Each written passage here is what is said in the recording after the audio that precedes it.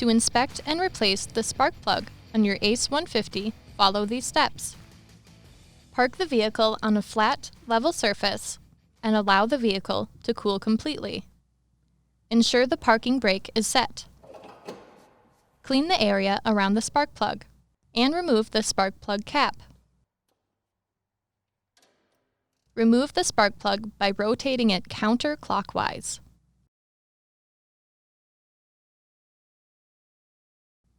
Inspect the electrodes for wear and carbon buildup.